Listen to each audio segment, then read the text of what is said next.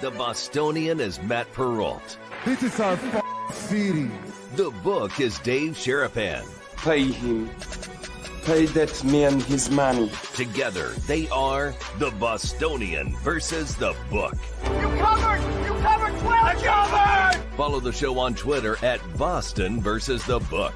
How do you like them, man? Bringing you the best insight on sports betting news, Matt and Dave's daily picks, and an entertaining and unfiltered dive into the sports betting industry. Here's Dave Sherapan and Matt Perrault.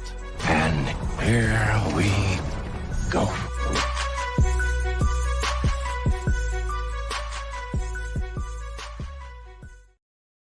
What's up, guys? How are you? Welcome into a Thursday morning, Thursday afternoon episode of the Bostonian versus the Book. He's Dave Sherapan. I'm Matt Perrault. We are live on our YouTube, as we always are, at Boston versus the Book.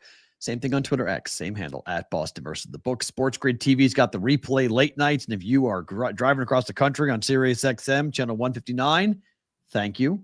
Stay awake. Stop for a coffee, but thank you for being a part of the program today. Not one, but two guests for us today, Dave, but we'll start the show on a little bit of a somber note. How are you on the Thursday? I'm good.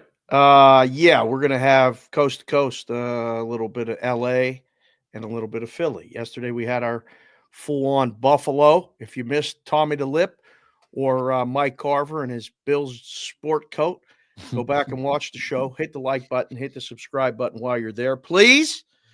Leave a comment. I love the comments. I got this a couple of them this morning. I love when you guys leave the comments on the replay crew. Guys are working. Keep the volume low. Don't get in trouble. But we appreciate you guys in the cubicles, wherever you're at, sneaking in maybe a lunch break, watching the show.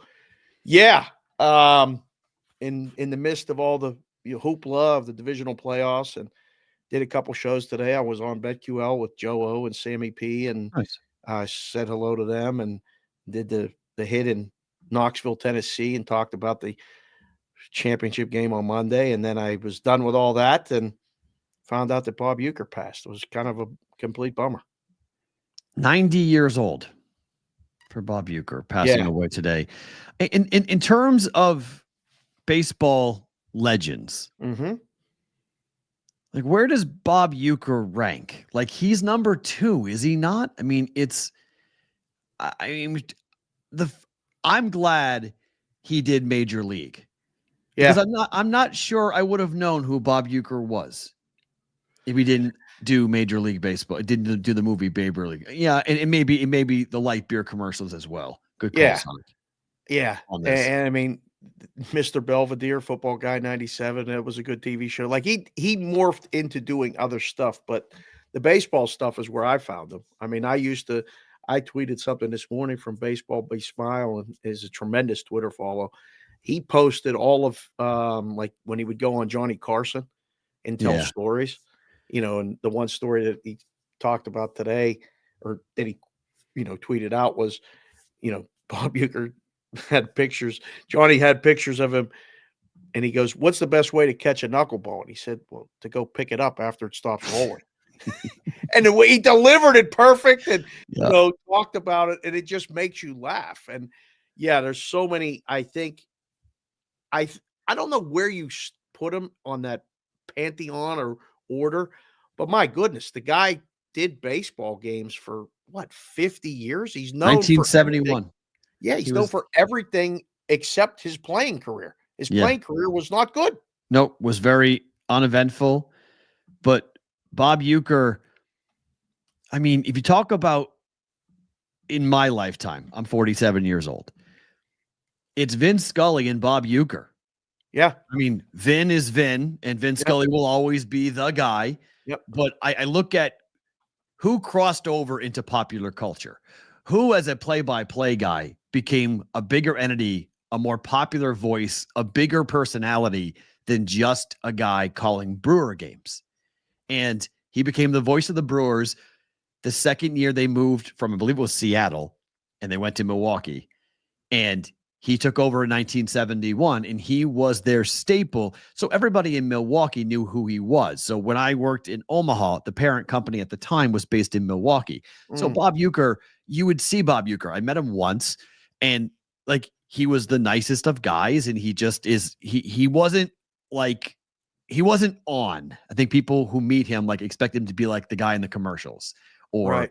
just a bit outside. Like he delivered it when he needed to deliver it. He didn't just make it up. It wasn't forced. It was who he was. And so I think that's why my respect for him was so deep, because he was the ultimate original. He was authentic when authentic people were hard to find, frankly, in the 80s. And so people gravitated towards him. And he, whether doing, TV shows where he was himself, or, beer commercials where he was himself, or acting, I would never have known who Bob Uecker was if it wasn't for the movie Major League. And I feel so fortunate that he did that movie, because then I got a chance to go back and watch him. And then if you're a kid, go on YouTube, go ahead and look up Bob Uecker, and you'll be there for hours.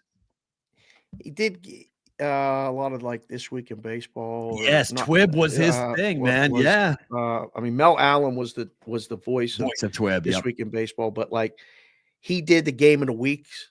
So like Tony Kubek was a guy who I knew played for the Yankees, but I knew him as an announcer. Bob Uecker was a guy who did the games, but I knew him as an announcer. I knew he played, but he made fun of the way he played.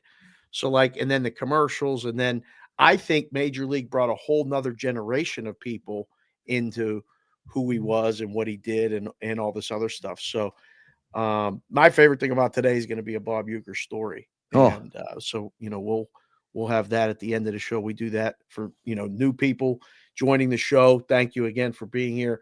We start the show with a lot of times what happened last night or what happened this morning or something. And then we morph into favorite thing about today at the end of the show. I had a chance meeting with him, and it was phenomenal. We'll save it for the end of the show. But yeah, that's why I wore the Brewers stuff today. I mean, he's associated with the Brewers. 100%, but he's associated with obviously Miller Lite, which was based in Milwaukee. Right. So he was able to go nationwide because of that. I think his appearances in those commercials were hysterical, but again, it was just kind of authentically who Bob Uecker was. He had a very short stint in battle with cancer. He passed away today at the age of 90.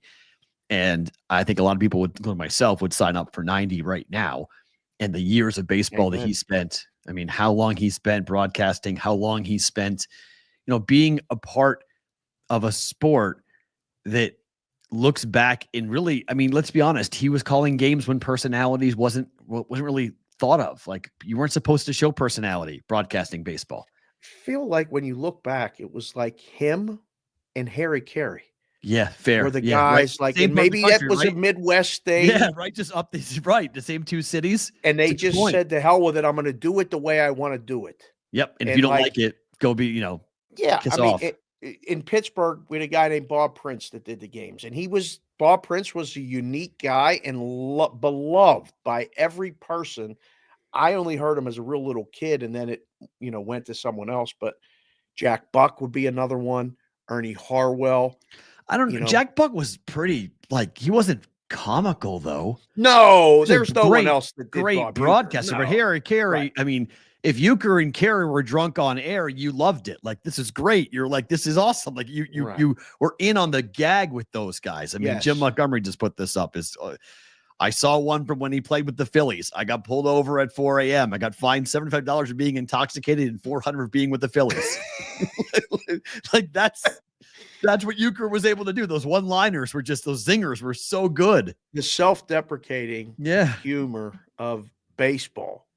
It was always baseball, though. Like, it was just that the love of baseball.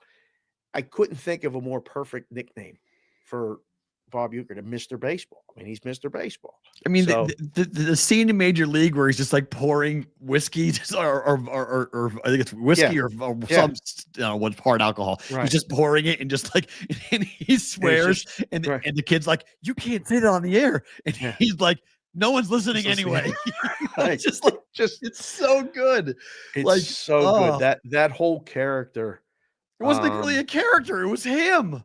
That's the best part about it, right? That's what made the movie. I mean, that was him doing all of that stuff helped make that movie to another level. It was one of my favorite movies of all time, and he's a big part of it. Yeah, and he, I think if you look at who Bob Uecker will be remembered for, I mean, just so good, just so good. All right, our guys are dropping Monty. Our guys are literally stacking up today here. Everyone wants on this show today. This is good. So let's get to our first guy. Let's go first to Los Angeles. The baritone sounds of one Mr. Nick Hamilton joining us here on the Bostonian versus the Book. Nick, Matt, and Dave, good to have you back on. How are you? Matt and Dave, what's going on, guys? How you doing? Thanks for having me on, man. I mean, you guys did an excellent job reliving the life of Bob Uecker. Rest in peace to him, and condolences out to his family. I mean, yeah, Major League, him doing stuff with MLB. But you can't forget Mr. Belvedere. Like that's understated. You're right. Can't forget Mr. Belvedere, man. Yeah. Bob Uecker was definitely one of a kind until lived. He was not, unfortunately, he was battling cancer, but I mean, the man lived till 90 years old. I mean, that's remarkable in itself. And he lived his life to the fullest. I mean, he did everything he wanted to do, and that's what we all are striving to do, to be able to live the life that we desire to live until a ripe, as they say, ripe old age. Amen. So, that's a good number. Absolutely. Yeah. Give me 90. I'll sign up for it. Number 2. Yeah, me too. 90 to 100. Okay. Nick, how are things in LA? Are you good? I mean, with the craziness, we've been watching it from Vegas going, while we haven't seen the winds bring all the smoke and all the other stuff, but like, are you good? Are your loved ones, everything okay? My immediate family is good. Unfortunately, we're working with some other family members who lost their homes in the fire. So a friend of mine also lost their home in another fire. So just trying to work and find, opportunities to help them and show love to them and just a lot of places that are the great thing about this is that the people of Los Angeles and LA County have come together to help out those in need. I mean, there's been constant, clothing drives and opportunities for, toiletries, food, water, just extending our hands as we should in a natural disaster, because that's exactly what this is. This is a natural disaster, and just seeing various people come together and drop off things, volunteer to pass out things or to pack up things so that people can have something. It's just been absolutely remarkable, and I'll say this to the end: the first responders and the firefighters deserve a lot of credit.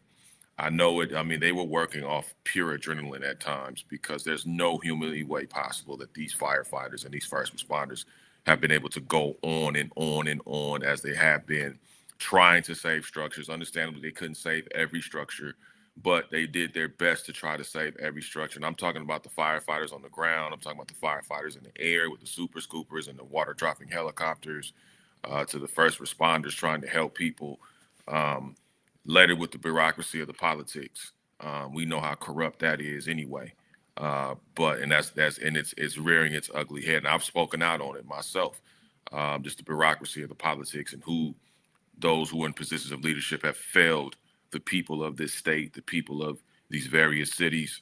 It's not one individual, it's a multitude of individuals that have failed us as a state, as various cities, and as human beings, unfortunately. So I'm hoping, I'm seeing reports that it could take, I know Altadena, which is a very thriving, historic Black community. Also, a lot of, Latino families have been up there as well.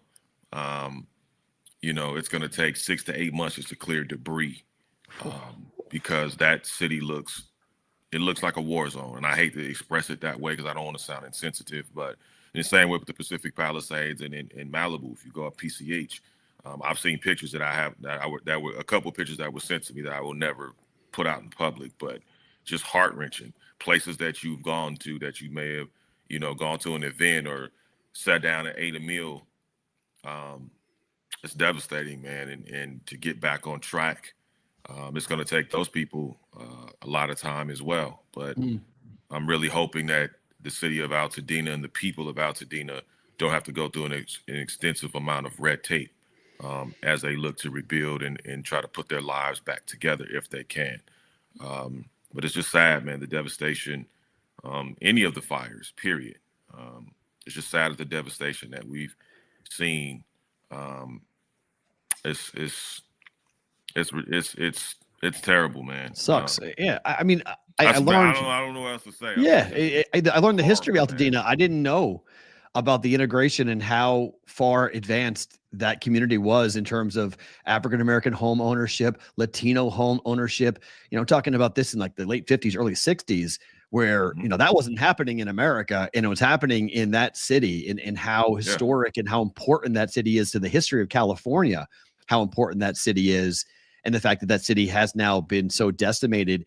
Is it frustrating that people are talking about the celebrity side of things? Like your friends, like these people aren't walking red carpets, but they've lost everything, and they've lost their homes. They've lost their livelihoods. I mean, Moonstones is a restaurant that I used to go to all the time in Malibu, historic, right on the water, gone. Like I just completely and totally no longer there.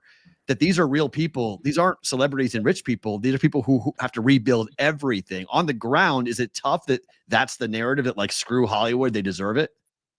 Yeah, it's unfortunate because I don't care. See, it doesn't matter what amount of money that you have.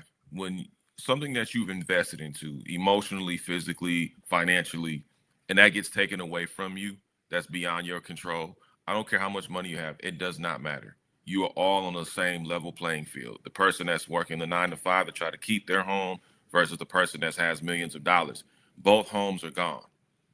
So you're at an even level playing field. So my heart went out. I didn't have any negative vibes or animosity towards someone like a Paris Hilton or any of the celebrities that lost homes, because they still lost homes. Regardless of how many homes they have, you still lost a home. You still lost something that you valued, that you didn't contribute to your, demise of yourself. And I give props to Paris Hilton, because even though she lost the home, she still started to put up a fundraising activation so that people that were affected could benefit. So that doesn't get talked about. A lot of people lost their homes, working class, rich, wealthy. The billionaire Robert F. Smith. I saw something about allegedly he lost his home in the fire. That man is worth, I think, $9 or $12 billion. But that doesn't matter because you lost a home. That was a home of your family. This man has a family. This man has children. And my heart goes out to the children that lost everything, because how do you explain that to those children? I don't care what background, what your race is, what your gender is, what your orientation or religious beliefs. How do you explain that to children? That, hey, we can't go home anymore. Those toys that you had, that video gaming system that you were enjoying, you can't have that anymore right now. Right. Some people are at hotels and trying to live with loved ones. I thought JJ Redick said it great when he was renting a house in the Pacific Palisades and it's gone. He was tearing up and he goes, it's stupid things. My kid did a pencil drawing that we had framed and it was hanging above the foyer when you walk in, and that's gone. He's like, I can't get that back. There's no monetary value to that, except it means something to my wife and I that our son did that in school and we were so proud of it. We hung it and now it's gone. I'll never get that back. Like, those are the little things. It's not money. I mean, insurance can come in and kick some stuff in, fine, but like, you can't replace the little stuff, right? The things that your kids did when they were 2 and 3 years old. I mean, you can't replace wedding photos. A lot of people in Altadena and the Pasadena area as well,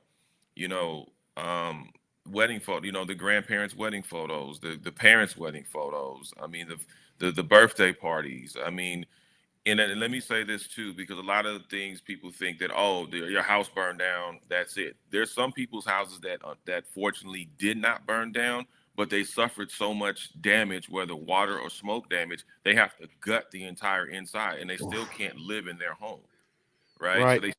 So technically they're homeless too. I don't want to forget those people, because and it's not to try to point fingers or say who has it the worst. It's just remembering the folks that, their houses may still be standing, grass may be burned, backyard may be in shambles, but their house is still standing, but they can't live in it because it's damaged. They have no electricity. They have no water.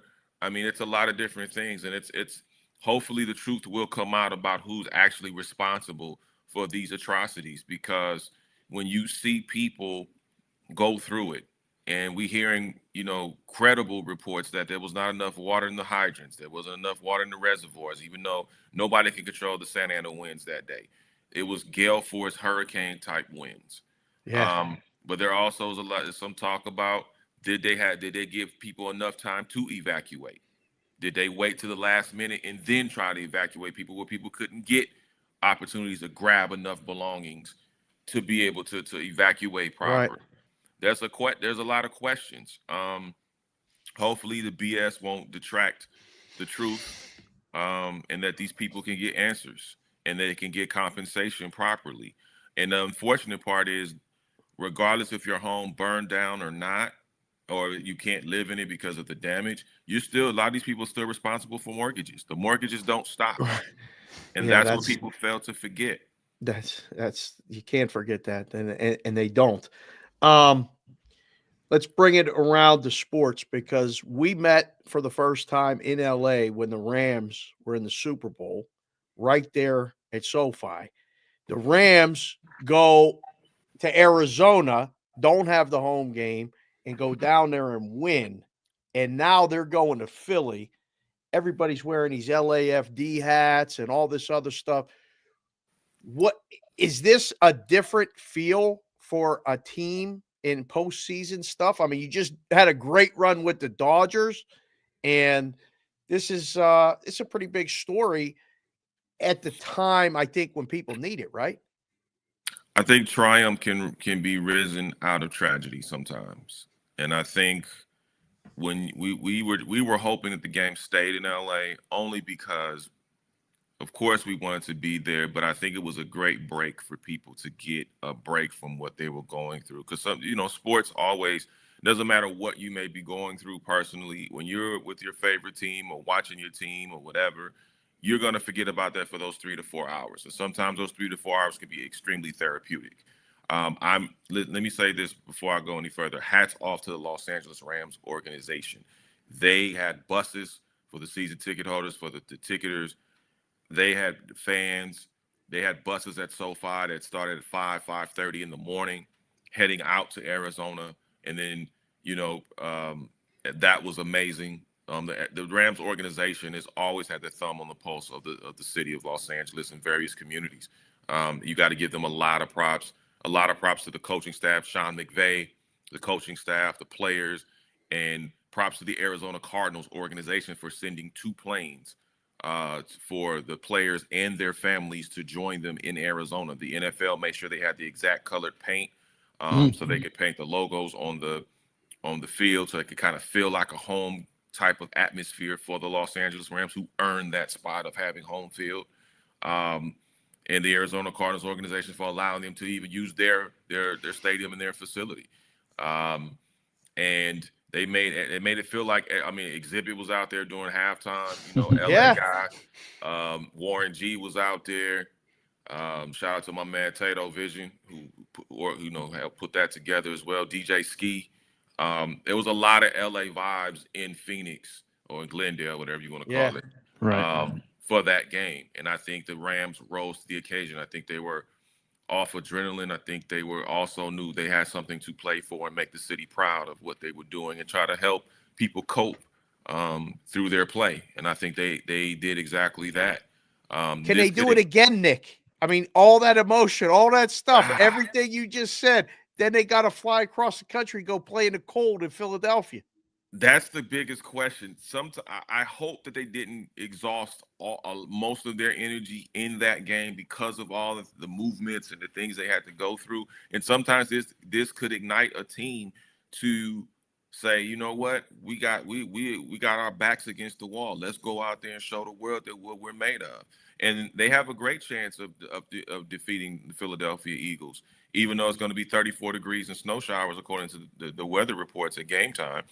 I think that the Los Angeles Rams they have nothing to lose. They have everything to gain because the pressure is on the Philadelphia Eagles to hold down home field at Lincoln Financial Field and throughout these playoffs until they see Detroit. So I think that the pressure is not on the Rams. I think the Rams want to do well. I mean, I think you have a young, fiery, excuse the expression, but feisty defense. Yeah. With Jerry Verse and company. That are really fired up, and they believe each game gives them more and more confidence. And you saw that throughout the season, even though they started 1-4, when they had that come to Jesus meeting, I think that's what turned everything around. And they were able to go off like gangbusters. And I think they they learned a lot. I mean, this was a team that had to get out of the first round. They had been consecutive years of being one and done. It was some mediocrity that was seemed like it was being displayed, and I'm glad they got out of the first round. And listen, they may make it all the way to Detroit for the NFC Championship, and then we'll see what happens. I mean, Detroit has had their number. They've been inside their heads the last couple of games. So it's going to be a very, very big opportunity for the Rams if they can get past the Philadelphia Eagles to go ahead and knock down that juggernaut known as the Detroit Lions. Nick, tell me what happens differently if the Rams can win this matchup where they were 3-point home dogs to Philly and they lost by 17 points. Saquon ran all over them. They had no answer. Why will this be different? Will it be different this time around? I think it can, because the playoffs obviously are a different season, and we know this and this. I think when you're in the regular season, you feel like, damn, I should have got that game, but I always have week 5, week 6, week 7, week 8, so forth, all the way to the end of the season. This is it. It's win or go home, and I don't think they're ready to go home. I think they are primed for this game. I think they learned a lot. They're very well coached, beyond just Sean McVay, but the offensive coordinators, defensive coordinators, line position coaches. I think this team is well coached, and I think Matthew Stafford, I have not seen Matthew Stafford that fired up in quite some time. Just watching old film of what they showed the film of what he was saying in the meeting rooms and things of that nature. And I'm like, damn, that's Matthew Stafford. Okay, nice. Looked like the Super Bowl run, Matthew Stafford. Yeah, come on down. Can they run the ball, Nick, on Sunday? Will they be able to run the football? They're going to have to. Kyrie Williams is going to have a very impressive performance. I think you're going to have to see top-notch performance from Cooper Kupp and Puka Nacua, most importantly. Tyler Higbee had a chest contusion. We'll find out later this week what that means moving forward. I don't foresee him playing in the Philly game. But, again, we have to find out moving forward when Sean McVay goes up. But I think they have enough wide receivers. I like Jordan Whittington. I think Jordan Whittington is a nice addition. I think they have some tight ends that can definitely catch the ball. Even if they have to dink and doink their way down the field, right, move the chains, I think they have an opportunity to do it. But that O-line is going to have to play stellar. I have not seen that in a consistent manner this season. I will be honest. However, different things have happened at different times. Matthew Stafford's got to be upright. And you have to protect Matthew Stafford. He can't throw the ball away. He can't get sacked on crucial drives. He's going to have to be able to move the ball down the field, side to side, north and south, whatever it is. But on the defensive side, I think the Rams are going to have to stop Saquon, or at least contain Saquon Barkley enough where he doesn't just run all over him like bulldozing down a construction site. I mean, Saquon Barkley is a bull. They have to pressure that quarterback too, like they did Darnold. I mean, 9 sacks was insane. They did it with 4 guys. They rarely blitzed. So if they pressure Jalen and can cause a turnover or two, I think they're in the game. That's the way I see it. Last one from me. What is that on your hat? The boys in the chat want to know. That hat is Black Panther. What is It's a Black Panther hat. It's a Marvel it's shiny though. Oh yeah, it's nice. Do you think during the first film they actually some company sent it to me? Oh wow, very cool. If they are going to go to Detroit, like you're thinking that they might, what is Matthew Stafford's emotions? Because Kelly was asked, "Do you want to go and play in Detroit?" And she said no. She said, "I would rather. I don't want to go to Detroit. I probably Detroit's won't." Scary. She said she won't go. She said she probably won't even take the kids. They won't go to Detroit because of how things ended with Matthew Stafford in Detroit. What's his emotions going to be like if he's playing in an NFC Championship game in Detroit? So Kelly Stafford's pulling a Michelle Obama. Got it. Pretty much. Jokes, gentlemen, jokes. But no, I don't blame her because she's in the stands. It's not like she's on the sideline or she's where the players are. I think for Matthew Stafford, he wants to avenge those L's that he took at the Detroit, and I think that would be the icing on the cake for him to become full circle and say, "Hey, I beat the team that drafted me, that I had so much, success with." A guy named Megatron, who is also a future Hall of Famer, by the way. Should be the time that he invested in Detroit with that organization. And listen, unfortunately, they didn't have the type of ownership values that they have now. And you've seen that in the last several years with the Detroit Lions, how they've been able to elevate, on and off the field in that community, and really thrive and really build a winning program in that community. So I think it would be the icing on the cake for Matthew Stafford. I think Matthew Stafford will accept the challenge. I think he doesn't. One thing I will say, Matthew Stafford does not run from a challenge. I think he's going to be able to embrace it.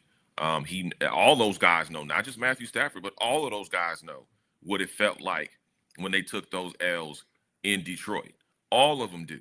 They haven't forgot about that. They haven't. Trust me, those guys have a very long memory, but they have a short memory as it pertains to, losses, but knowing how to come back, and they want their get back. I think the Rams will be on a retaliation, revenge, and get back to it. Same with the Dodgers, by the way, on the way out. I mean, what's it? I mean, they're going to sign everybody. I mean, you got everybody. I mean, they're just going to win 120 games. And I want this young kid from Japan. Of course you do. Around, leave him around for somebody else, Nick. I mean, you got everyone else. For what? Okay, let me ask you both the question. What's better than money? Can y'all tell me freedom? What's better than money? Freedom that money gives you? No. Money. You know what's better than money? What? More money. Tell the Dodgers operate literally and deferring the money for the next 10 years on top of that. Genius. Get it how you live, pimp. That's all I can say.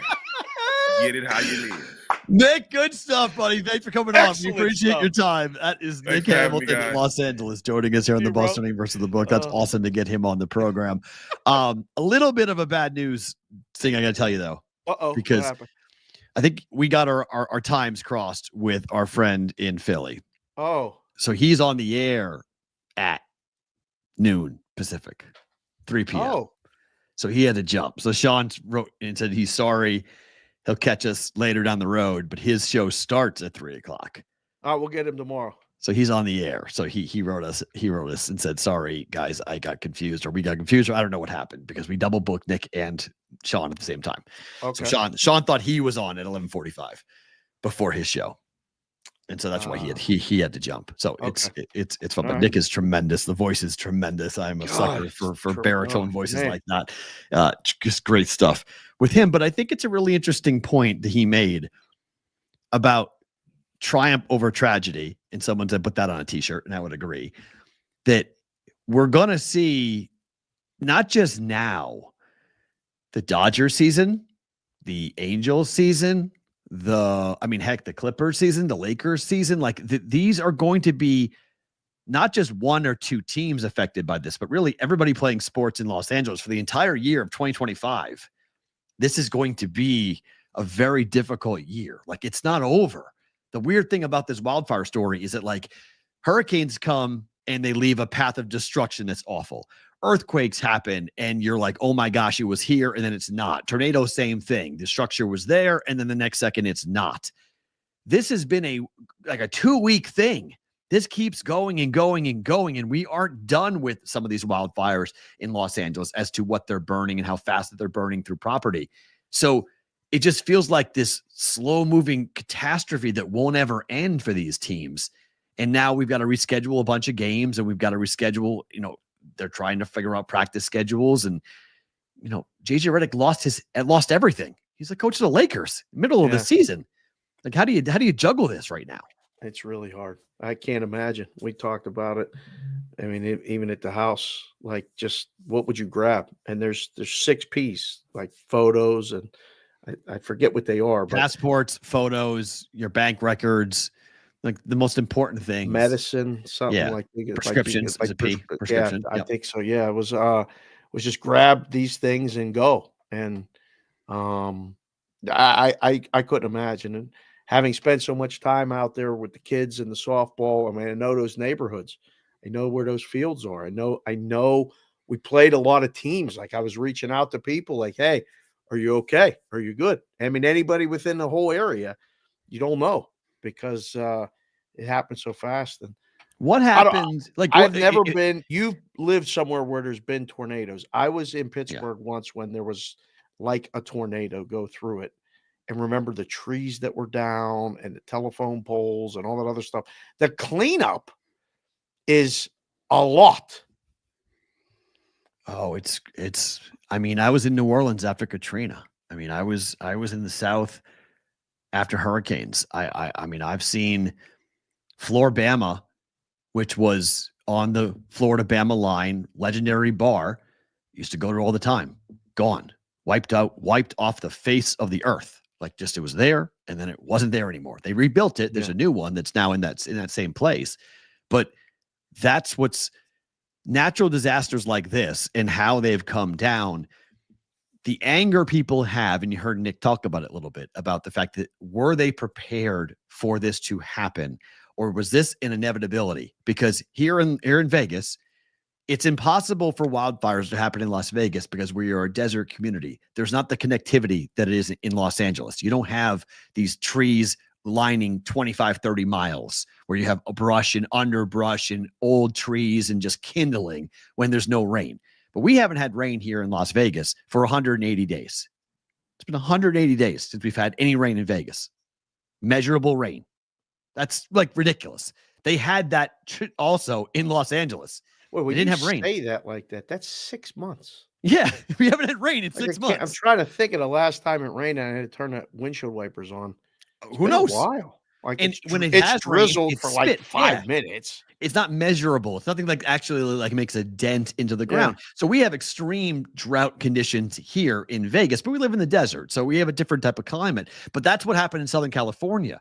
Like, it didn't have any rain. So they had months of no rain. And so it got more and more dry. And so it just became kindling. And then you go ahead. You guys have burned fires before. You get super dry logs and grass, and you light a flame and you blow on it. And what happens? It goes faster. It goes ahead. And so you put 75 to 100 mile per hour winds behind these gigantic flames. That's the danger. Yeah. And you have all the fuel that you need to let the fire just zip right through everything. Yeah. And I don't care who you are. And I was watching an interview with somebody on 60 Minutes, and the guy said, look, a house fire takes 4 engines normally, 4 different engines to stop a large-scale house fire. Think about the number of structures that were on fire. That out. Yeah, you can't. He goes, we would have needed the state of California would have needed 250,000 fire trucks to put this out. Right. It was impossible. Like, whether there was water there or not, whether there's someone to blame for that or not, this was impossible to fight. You couldn't fight this. And like, we're all pointing fingers. We all want to blame people. And I don't know who's ultimately, people will lose their job, rightfully so. Elected officials didn't do their job. We'll find out and they'll be voted out of office. That's democracy. But right now, can we just pause for a second and just help these people and not worry about the politics side of things? I feel horrible. Everyone's, armchair firemen, armchair mayoring. And it's like, we're here miles away in our comfy houses. Well, these people have nothing. Like, let's help them first, and then we'll figure it out. And then we'll point the fingers. I see in the chat, Ross Randall found the 6 Ps: people/pets, papers, prescriptions, photos, personal items/computer/hard drives, and plastic, which means ATM, cash, things like that. That's it. Just think about that. SoCal's one of the guys. SoCal's in SoCal DJ. Yeah. That's how friends of mine who are there are like, they're going, can we help me first? Like, can you worry about the blame game in a second? But like, I don't have anything. Like, I've lost my childhood home, or my parents are homeless, or my grandparents, people, a lot of old people said, I'm not leaving. They're finding houses with people who just said, I have nowhere to go. And they met their end in a fire. Like, that's like so heart-wrenching for me. And like, if somebody knocked on your door and said, you have 20 minutes to get out of this house. Yeah. How the hell do you find what you're going to take? Like, what do you do? I saw a guy on CNN with him and his son. I think they were in Malibu, but they had actually prepared for the wildfires to happen. They ran drills for a decade. They had fire gear. They had fire hoses. They had hooked up into their own, into the water system. They had hooked up like a fire hydrant to be able to get high pressure, to be able to go ahead and soak their houses down. Right. And they saved their houses. They were able to, him and his son, 22-year-old kid, they saved their house by being prepared. So like preparation, Boy Scouts whole thing, being prepared is really a lot of it. So a part of my brain has been like, I should have some type of like escape plan. I should have some type of box that like, go grab the box and get out. Like that's all you need. Just to make sure that there's money and passports and papers and prescriptions and things that you need, and then get out as fast as you can. It's crazy. We have one like that's good. At the house. Like we have a meeting. We have a meeting spot. We Grandma and Papa. Listen, as people get older, they think of things that you don't. Fair. And when we all moved in here, it was. I don't even know how it came up, but they said that if anything happens, earthquake, fire, flood, whatever, anything happens, we all have there's a word and a meeting place, and everybody get there and grab this, you grab this, you grab this, and we're there. It's true. You should do it, but man, it's just can't imagine. I mean, and we're watching sports. Like last night, we'll get to the Clipper game in a second. Yeah. Clippers went out and dismantled the Nets yesterday. My goodness. And this is where sports can be the ultimate outlet for not just the fans, but the players themselves. Yeah.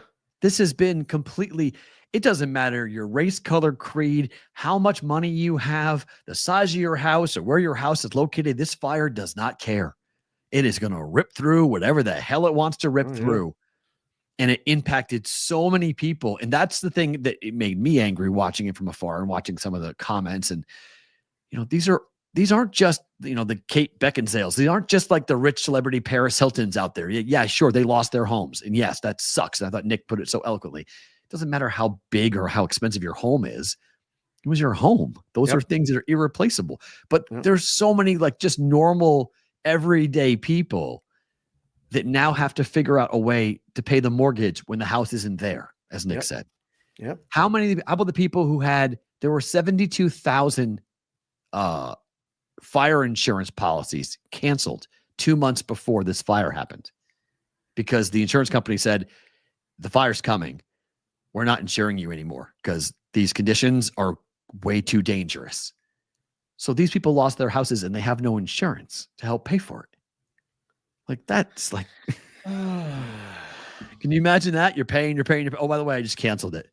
Yeah, I'm not going to insure you anymore. Huh? Yeah, it's too dangerous. The conditions are too dry. It's gonna happen. Yeah, the infrastructure was just destroyed.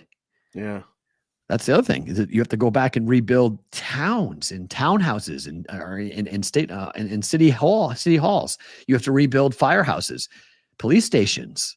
Like these are full communities, right?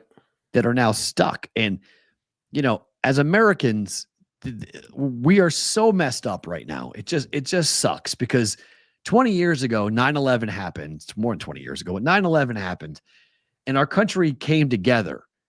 Katrina happened. And for the most part, our country came together. Now everyone's pissed off because I see Vic talking about it in North Carolina, that the horrific hurricane swept through North Carolina in the woods and all of the mountain area and people out there are really hurting and the country turned their backs on them. I don't think the country turned their backs on them. I don't believe that, but sure, we should be helping them too. We should be helping everyone that needs assistance. And hopefully, people who have big platforms can stand up there and talk about it. California has a GDP as a state has a GDP that would put it in the top 10 in the world if it was just its own country. Like there's a reason why people are talking about California. Half of our food supply comes from California. Like it's a really important state to the country. So when these things happen and these fires happen, there's going to be a domino effect that's going to impact more people around the country, not just people who are in California or Vegas or, on the West Coast. It's going to happen. In fact, everybody, food prices are going to go up. It's just going to happen as this goes down. So like, there's a lot of things going on. There's a lot of finger pointing and anger. And like, I hate where we are as a country right now that we just can't go and help some people, man. Like, let's just help these people first and worry about it down the road. Like you got time for politics. People are hurting big time right now. And I couldn't imagine, you know, how do you tell your kid that your house that you grew up in is gone? Like, it's gone. What do you mean it's gone, Daddy? It's gone. Yeah. What are we going to do? I don't know. Where are we going to live? I don't know.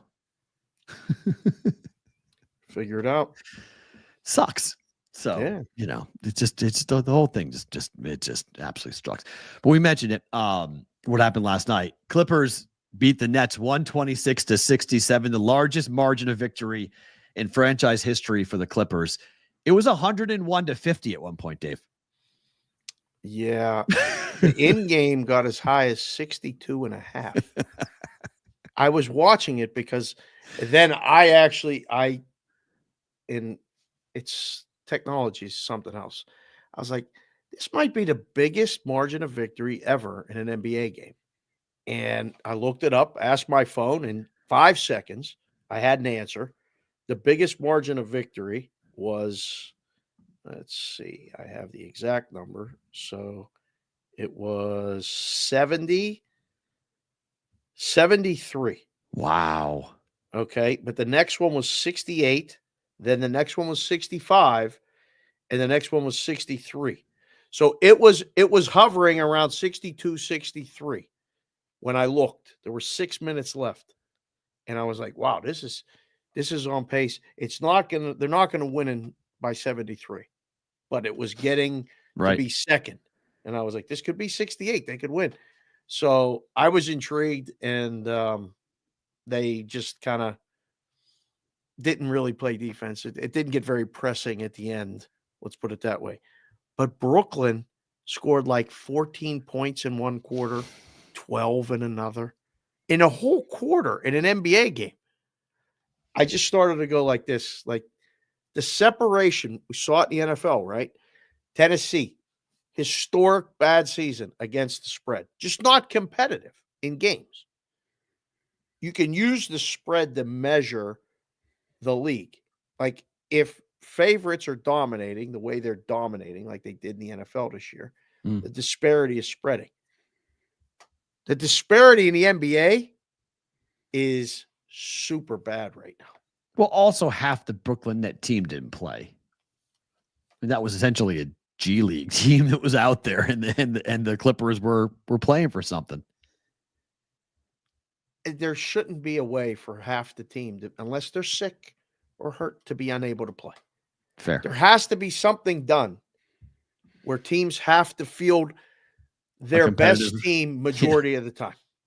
It's fair. The line closed 13.5. They won by, what is that, 59. Close. It's close. I mean, the Intuit Dome is where the UFC event is going to happen on Saturday night. And by all accounts, get ready for a ridiculous usage of the tech in that building by Dana White and the UFC. It's going to be neat. It's, by all accounts, it's going to be really fun to watch the fight on Saturday night. Like maybe not Sphere level fun, but close. Good. Yeah. They're going to use all the tech, that big, huge round LED screen. Saturday is basically spoken for because we have Houston and Kansas City at 1:30 Pacific, Washington, Detroit at 5, and then the UFC. It Correct. just rolls. Correct. Just going to cancel everything on Saturday. Pretty just much. let her Yes. know now. Yeah. There's no going out, no dinners. Like, no, like it is a sport rich environment on Saturday, and 2 good fights at the top of that card. 311's got 2 very good fights. So yes, good Saturday, good sports to bet on Saturday. So I can't wait to see it because I was watching Megan O'Leary was at the game last night. She went and she was saying, guys, you have no idea what we have planned for Saturday night. Wait to see what we do with this. You guys are going to be blown away. So I was like, oh, okay. So we're pushing this. I like it. Like, let's go. So it's going to be a neat thing to watch and how that goes on Saturday night. I'm wearing the Iowa State hat. Iowa State ends the game on a 17-5 run over KU. They blow out KU in the second half. TJ Otzelberger, yo, buddy, I'm coming for you. It's time to do the show. It's time to get TJ back on the show. Yeah. So he did it with. Did he do it at UNLV? He did it when he was at UNLV, right? No, I don't think so. No. Was I still doing radio when he was at UNLV? Yeah, we've never had him on here. All right. We've had on Mac, Mac Lutz. and Lutz and one Lutz other is now at coach. Oklahoma State. We got to see about getting Lutz back on. He went from Texas A&M Corpus Christi to Oklahoma State. Faresh, the guy that hit the shot. Ali Farouk-Manesh. Yeah. Ali. Okay, so those are the three Colorado basketball State coaches we've had. Colorado on, yeah. coach. He was CSU's assistant coach at Colorado State. Yeah. Those are the three coaches we've had on. Yeah. So TJ, I think you got the best team in the country, TJ. I think you're better than Auburn. The game was close. It hovered around the number the whole game. And then the last 5 minutes, it literally looked like they put a lid on Kansas's end and they could not get the ball to go in the basket. They at times didn't even get a shot off. Like they turned the ball over. The defensive effort by Iowa State in that last 5 minutes made that game look like a blowout. But Iowa State was in control of the game the whole time. They just stopped turning the damn basketball over. That game could have been that way the entire time. They had 10 turnovers in the first half. They were fumbling the ball like crazy. I was like, the first 10 minutes of the second half, same thing. They did not have. They didn't have very many good offensive possessions. No, neither team did. Luckily, I mean, Kansas is fraudulent. Sorry, Dakota Jayhawk. Your team is fraudulent. I'm sorry, your team is a fraud. They're just not very good. Like this is not one of Bill Self's best teams. And Bill Self said something last night that was pretty interesting about I'm going to paraphrase it and screw it up, but essentially there's a difference between effort and trying hard. There's like two different things. And so like he thinks his guys look like they're playing hard, but they really aren't. Like they really aren't doing what they're supposed to do. Yeah. So and I was like, yeah, I was like, I can see that. But this is going to be the case. I mean, TJ is coaches who operated in the transfer portal before the portal became cool are flourishing. Like TJ Ossenberger has been one of the best college basketball recruiters, and you can tell TJ, go find me this player, and TJ will go find you that player. He's got incredible ties to all sorts of high level JUCO programs and just, kids that may be getting overlooked a little bit, high talented teams, the kids that just need a place to go play. And so he became a head coach. He was able to take his head coaching knowledge, and he is a guy who can play both ways, which is great. You can play fast or you can play slow. This team is playing slow because he's got great defense and great guard play. So he's controlling tempo and being able to rebound the basketball. But he can go and build teams really easily. Kansas, not really used to this. You're seeing it like in football too. Bill Self's not used to building teams like a puzzle. He's used to recruiting over 4 or 5 years and building a team and building different players coming through. Those places used to recruit themselves too. That too, correct. Kansas, we need this. Oh, okay. Well, let me talk to 4 guys who want to come here and look like that. It was easy. Yep. It was a lot easier. Now everybody's paying and getting guys and going. And Iowa State had guys coming off the bench that literally looked like linebackers because he wants to play so physical. I was so impressed. I was like, okay, this team is going to be tough to score against in March. There's no question. Yeah, this team might be Iowa State's first real shot in the last 20 years of winning the national championship. Like this is a national championship caliber team in Ames. They're that good. They're that deep. They're that well coached. They've got 3-point shooting. They've got size, athleticism. They're physical. They get on the ball. And if they just don't turn the damn ball over, like don't turn the ball over, and they stopped doing that over the last 10 minutes of the game, and the result was a blowout. I mean, KU had no answer. They couldn't stop him. Dickinson is a great player for he'll be in the NBA for 20 years, being a 5 to 10 minute bench guy.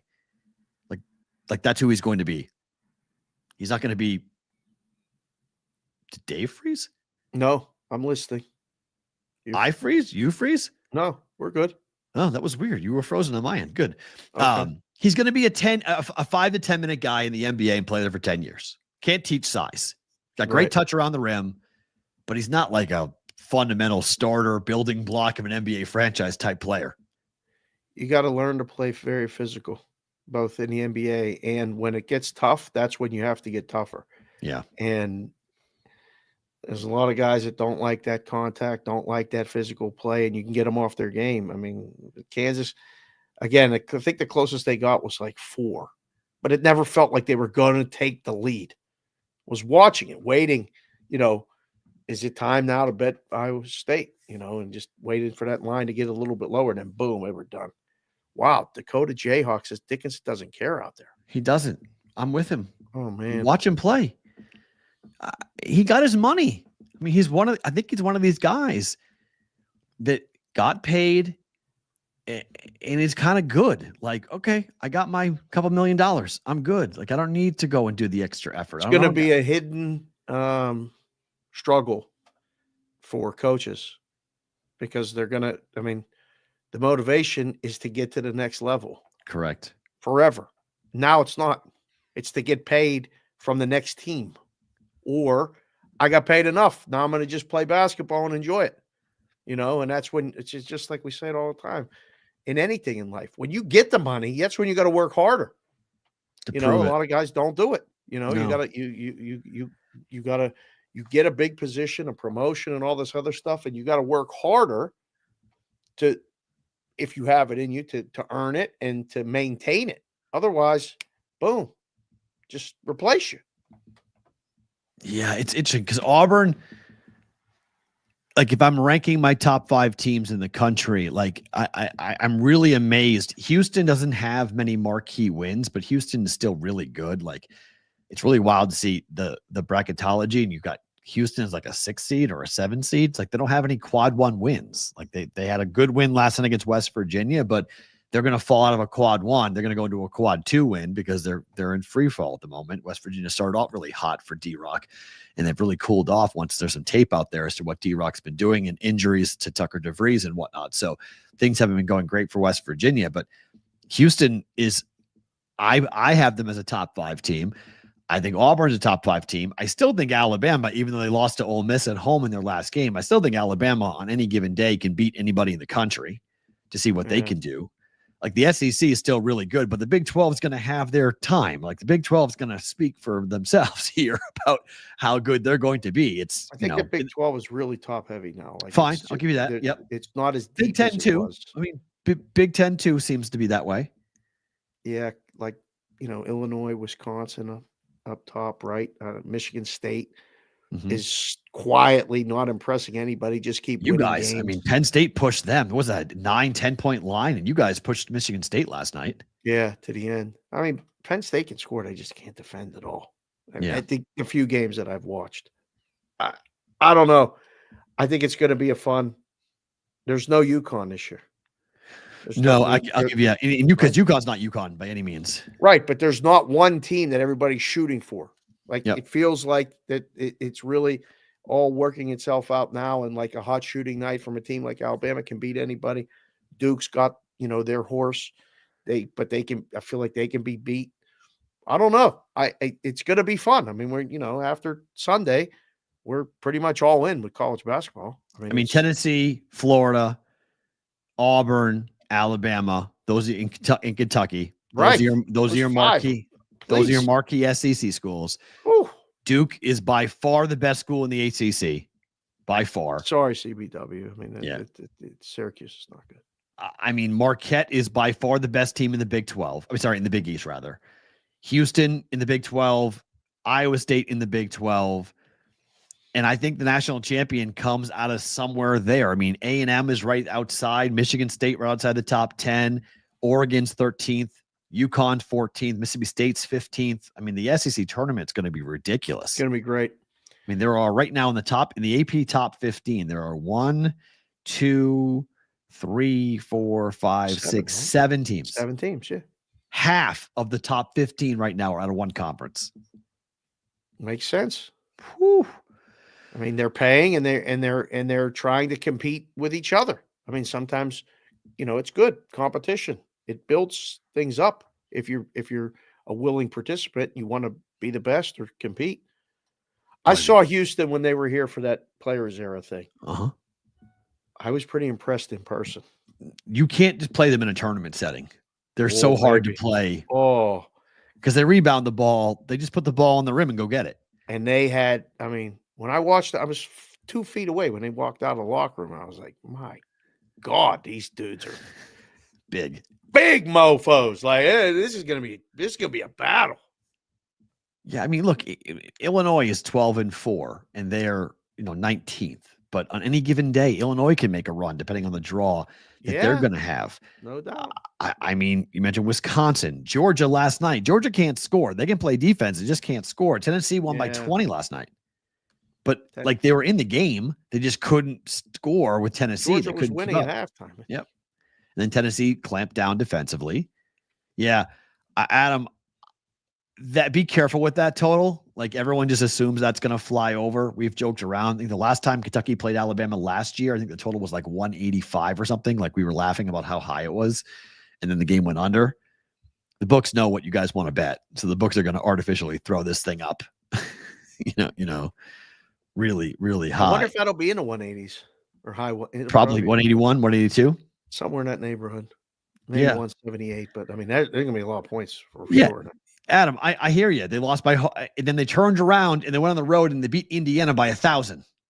Yeah, I'm not sure Indiana's very good though. Okay, but they still winning on the road in Indiana is still something. They flexed their muscle. They did play well at home against USC, and they got their asses chewed. And they went on the road and they took the doors off of Indiana.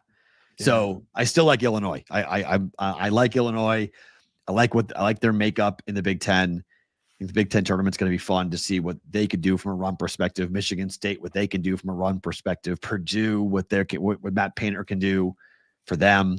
I still think you can't just totally discount the Big Ten and say that these teams aren't going to be competitive come March. I think they're going to be very competitive come March. So it's a good year in college basketball. Like there's a lot of parity on any given night. There's some really fun matchups and some good games to watch. Do you like it better when there's not one, enemy? Dominant? Of course. Yeah. Yes, of course. Because I'm a kid who grew up watching Big East and ACC and A10 basketball. Like those are the conferences I watch the most because those are in my geographical region. Right. And I remember the old Big East when there were 6 or 7 teams that would kill each other every single year. And it was Syracuse and Georgetown, or Georgetown and UConn. And like Syracuse was part of, everyone hated on Boeheim and hated on the 2-3 zone. And like, on any given night, Syracuse could beat anybody in the country. And that was awesome to watch. In the ACC, I'm used to Duke and North Carolina and watching Wake Forest and Chris Paul and like those programs develop and have great talent. And the A10 was UMass, was my school with UMass and Temple. Temple's got a big game tonight against Memphis. Yeah. I grew up watching these programs, and it was never 1 or 2 teams that ran away and hid and went 30-1 and couldn't lose to anybody. Well, it would change, right? Like when Patrick Ewing was at Georgetown, it was Georgetown. Yep. But then, Syracuse had Pearl Washington back in the day. And like then when they got Ronnie Cycli and they were good. And there was the Carmelo time there. And yep. It was great. The Big East was great. I mean, when Pitt got good with Charles Smith and Jerome Lane, it was already must-watch television, but when, the team that was closest to me at home was good, it was even better. And like you said, the ACC was always Duke or North Carolina, but then there was a Virginia.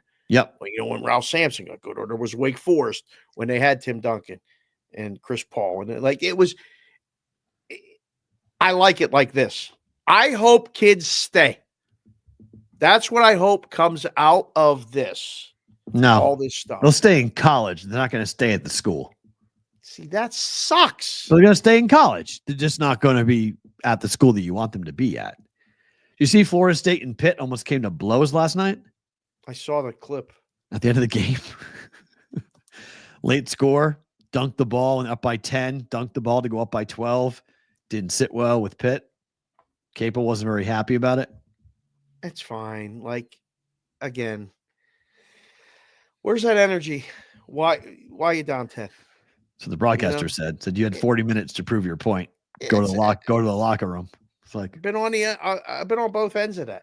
I've been on both ends of that, coaching the kids. And there were times where it was like, you know what? These kids they were cocky, and the coaches were, more cocky, and it was like, you know what? Keep striking them out. Keep score more runs. Let's run rule this team. Yeah. You know, and there were other times where it was like, you know what, we don't need to do that. And I don't know. I think it's a level of respect thing, but sometimes you just let the kid dunk the ball and go home. Just go home. Right. That's it. You don't need to fight. Just leave it alone. Just say, okay, that's fine. Yes, Addison, I would love to go to Assembly Hall. I've never been. Me too. Basketball Mecca. Would love it. Me too. I've seen games at MSG. Seen multiple college basketball games at MSG. I've seen games at Duke. I've called games at Duke. I've called games at the Dean Dome. Watched games at the Dean Dome. Never been to Assembly Hall. Yeah. I would love That'd it. be fun. Fun. Little Big Ten basketball. Would tour. you wear the pants? Striper pants? I'd wear them right now. I remember seeing them for the first time when Indiana came to Penn State. Bobby Knight called it a camping trip. I'll never forget it. In 1993, my last year of school. And I was like, this is the coolest thing ever. Calbert Chaney, Bobby Knight is in here. They're 15-point favorites. It was awesome. And they're wearing the pants? Oh. Warm-ups? Yes. I wanted to buy them right there. I literally would have bought them. It would have been a little long. I couldn't buy them off of anybody on that court, but I want a pair for sure. CBW, I've seen college basketball and college football at the Carrier Dome, which is, it's no longer called the Carrier Dome, but we'll call it the Carrier Dome because we're old. So we'll all call it the Carrier Dome. But yes, I have seen both. And that damn screen you put up is stupid. Sorry. Does it suck for basketball? Yes, it sucks for basketball. 100% it sucks for basketball. Yes. It's just too big. It's way too big. Too big. It's way too big. Do I still think it's a dump? Yes. Carrier Dome's a dump. Yes. Carrier Dome is our dump. news hound. Like this is Carrier Dome's a dump. I mean, my cousin went to Syracuse, so I went up to Syracuse all the time, and I gone to multiple college basketball and football games.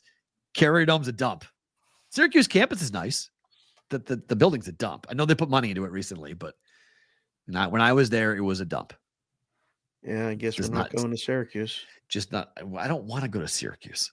It's in the middle of nowhere. How they recruit there is beyond me. Like they're in Olean, New York for St. Bonaventure. Like, how do you get kids to go to college here? There's nothing. Do you believe? So we're at Penn State and we're pledging and we need to go on a fraternity bolt. Okay. And somehow, I don't know how it was decided, but they said we're going to Syracuse. Oh my. And I was like, of all the places, like we could have gone anywhere. Like, so why don't we go south? So like, college. We drove from Penn State to Syracuse. I took a detour, had to go see the Sky Dome because Roger Clemens was pitching. Okay. I'm like, boys, I'm going to the Sky Dome. I don't care. It's a straight north drive, so I get it. It's a 4-hour drive, 227 miles straight north from Penn State to Syracuse. We were young and we were broke and we wanted to go to Canada because everybody could go to the strip clubs and drink. Yeah. So we did that too. Yeah. And then we went to Syracuse on freshman orientation day, showed up at the ATO house and they had a couch outside and the dude was sleeping on the couch outside. What? And we were like, month? It was September. Oh, okay. Well, okay. It was the first week of September or the last week of August. I don't remember specifically. I have to look. Anyhow, I never forget when this guy was walking with his wife and daughter, and they walked by. I was standing on the front porch, and he looked right at the house and pointed and said, "I don't ever want you going there." And we just kind of waved from the porch. We're like, we don't go to school here, but it was bad. It looked like Animal House. I was like, we're in trouble. Yeah. And we went to some place and had fish bowls, and there was a fish bowl place. Those are fun. Licata, do you mean attend the school or just go and check it out? Because I've been to UCLA and I've been to USC. For a game? Uh-huh. Okay. And on campus. I've walked the campus. Nice. Yeah. Oh, yeah. No, both nice. I mean, gorgeous. Oh. Yeah. But I've been to Stanford. I've been to where else in California have I been? North Carolina was fabulous last year. I had never been to North Carolina. Dean Dome is tremendous. Dean Dome is awesome. But I mean, like to go to school, you want to know? If I could pick whatever college to go to school. I mean, the USC cheerleaders could convince me to go to school there. I mean, I could go to USC pretty fast.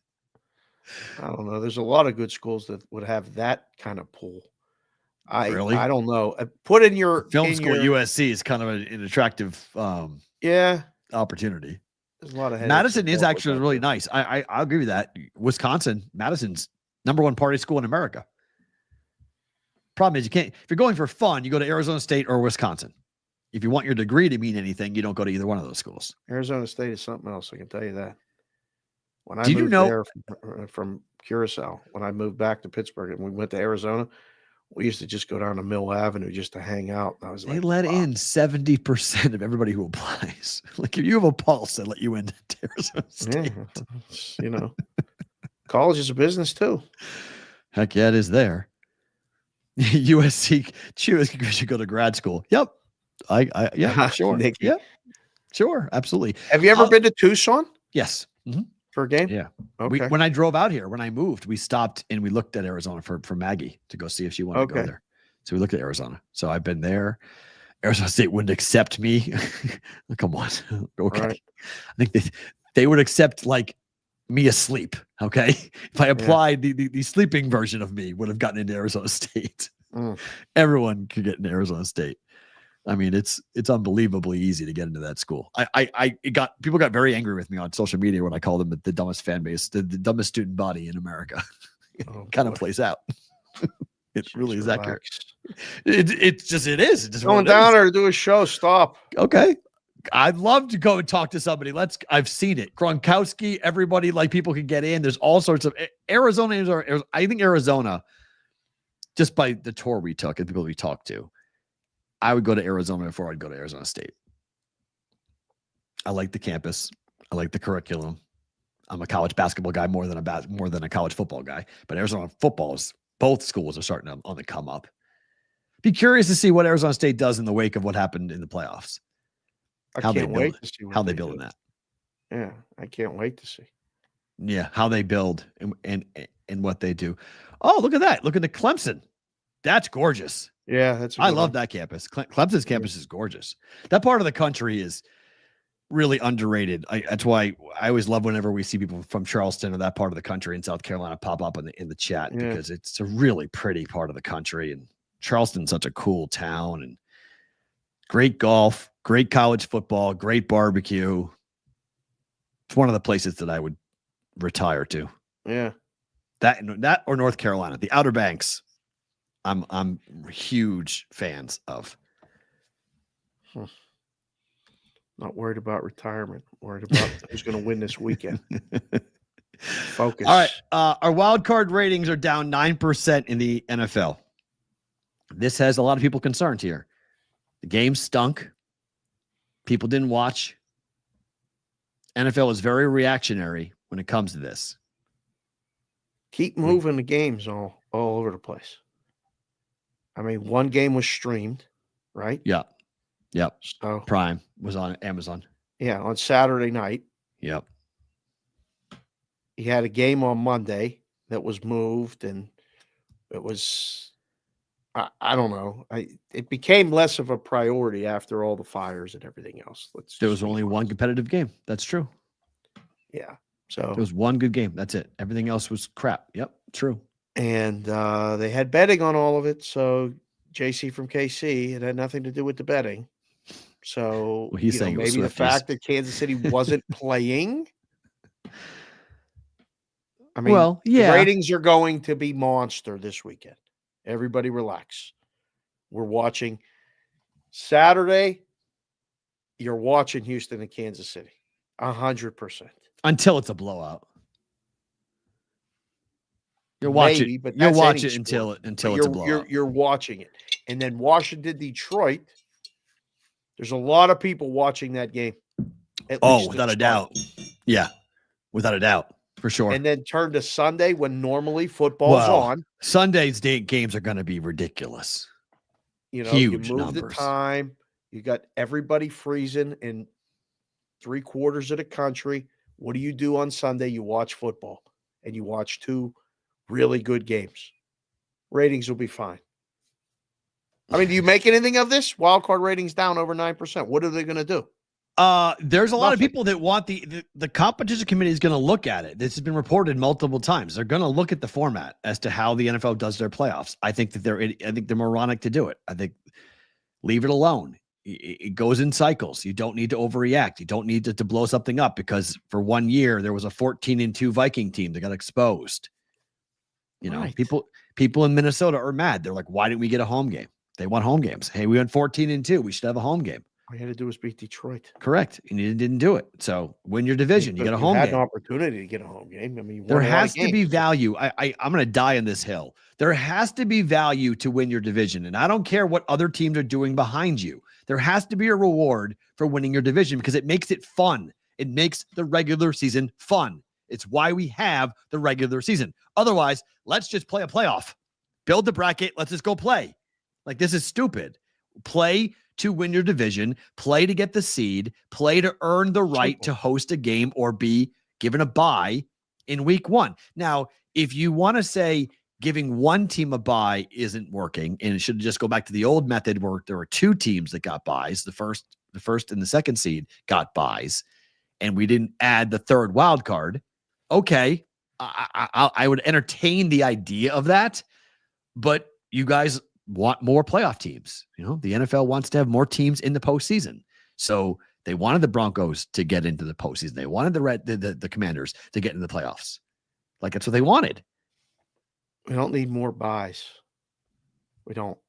I think. Well, we had 2. Now we have 1. I know, but we had 6 teams. So it Right. was, 2 teams got rewarded. Okay. I like this one team thing because it keeps you playing for something later. I don't need Do you think wild card ratings were down because the last 2 weeks of the regular season sucked? And the matchup sucked. Let's be honest. I mean, they were chalky. The last 2 weeks of the NFL season took steam out of the season. Yeah, except I would for agree 1 with or you. 2 games. But think about this. If you were getting a text message that the Eagles were down by 3 at home in the fourth quarter, you would have put that on. Like, you would have gone and watched that, right? Yeah. Well, the game was 10-0 at halftime. The Packers had no real answer. It didn't look like the Packers were ever really going to win that game. And so it was like that was the one game where you had 2 marquee brand name, successful franchises going up against each other that made you thought like, okay, the Packers could go there and win. It was 10-0 and the game was so boring. Might as well have been 100-0 like we talked about. So that takes all the steam out of the day. And you're rolling into the night game. We knew the night game was going to be the best game of the day, and it was, with Washington going on the road and then pushing Tampa. But we knew that there were, just looking at the matchups, you knew there were going to be problems for the teams on the road.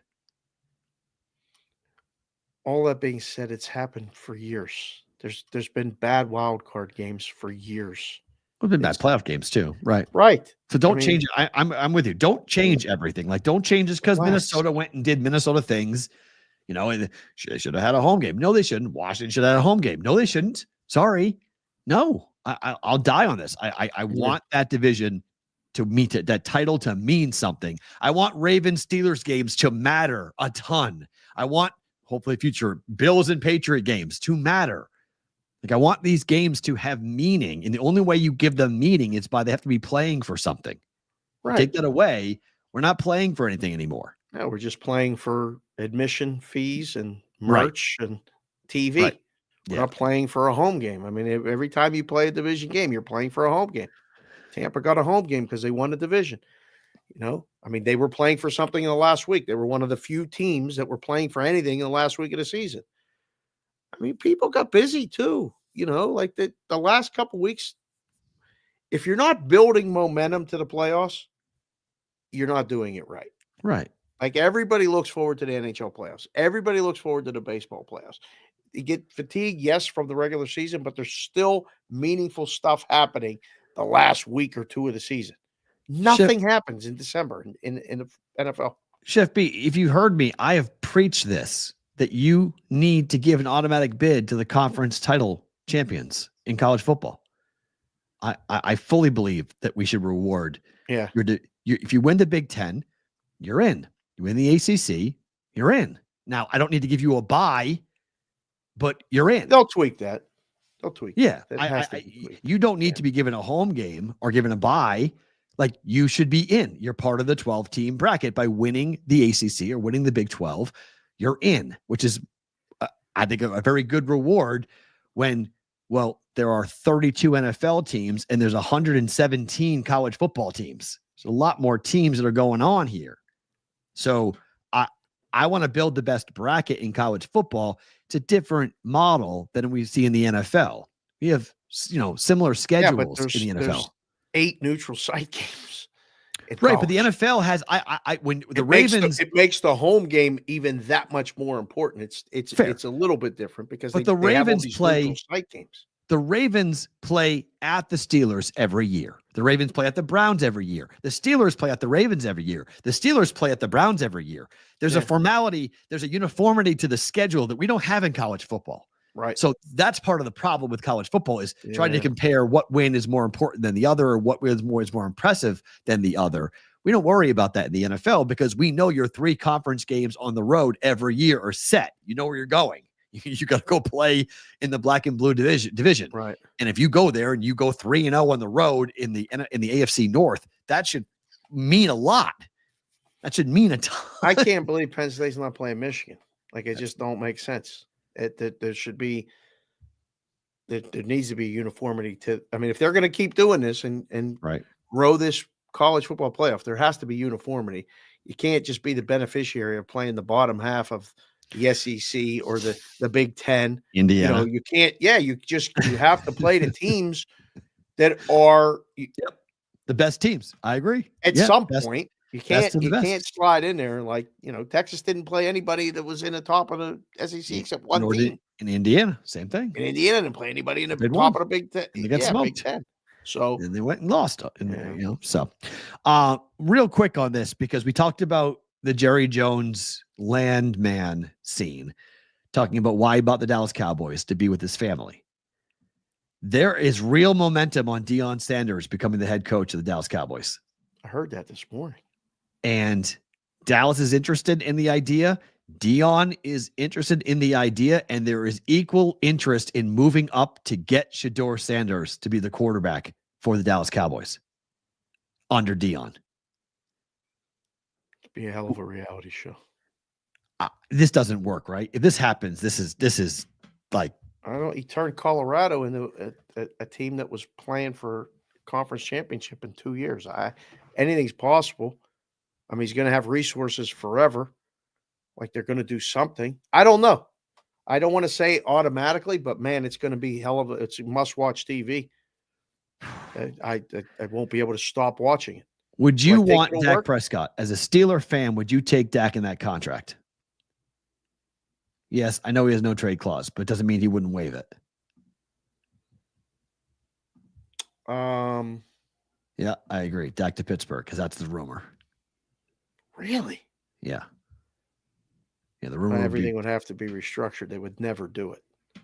They would never do it. Why? Because of the money? Yeah, they wouldn't do it. They wouldn't do it. I mean, you can't.